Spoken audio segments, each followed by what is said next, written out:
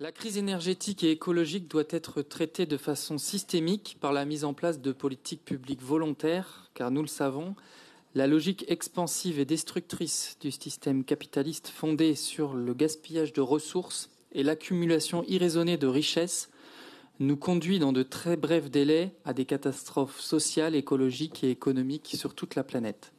Nous devons donc aider les filières professionnelles qui répondent aux besoins en main-d'œuvre de la bifurcation écologique à se structurer. Il s'agit non seulement de renforcer les filières professionnelles dites vertes, mais également de verdir l'ensemble des filières professionnelles. Nous nous sommes engagés depuis quelques années avec le service public régional de rénovation énergétique, désormais dans l'AREC, dans la rénovation énergétique des bâtiments. C'est absolument nécessaire pour baisser significativement en région les consommations énergétiques et donc les émissions de gaz à effet de serre. Cette rénovation énergétique d'envergure, qui a également des bienfaits sociaux importants, réclame des recrutements massifs d'artisans, par exemple, formés en la matière. Elle réclame également la formation d'experts capables de mener des audits et des investigations.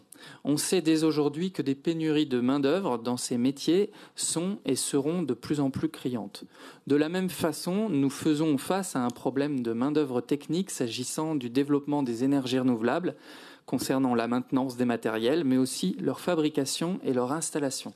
Nous avons à la région la responsabilité de tourner nos cartes de formation de façon à ce qu'elles répondent aux préoccupations, notamment de la jeunesse, de se former aux métiers œuvrant pour le développement des énergies renouvelables.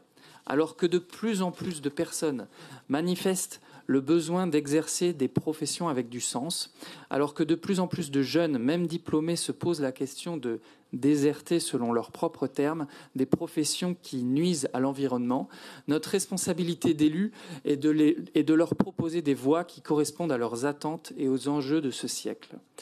Notre politique en matière de formation et d'orientation professionnelle doit être menée en prenant en compte ces considérations.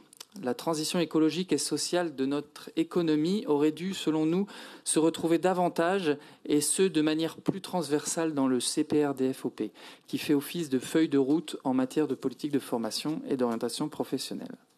Nous retrouvons tout de même des choses intéressantes au sein du chantier numéro 3 et nous nous en félicitons. Accompagner et impulser dans les travaux de prospective la dynamique de transformation écologique de l'économie, soutenir et développer l'offre de formation en particulier sur les métiers d'avenir liés à la transition écologique, énergétique et numérique, encourager le déploiement de formations soutenant une économie relocalisée, etc.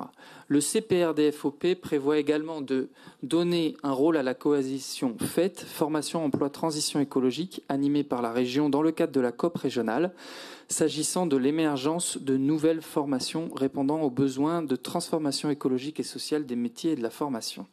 En tant qu'élu responsable de la COP régionale, particulièrement attentif à ce que les travaux menés dans la trentaine de coalitions aboutissent à de réels changements et à des actions, je m'en félicite particulièrement. Merci.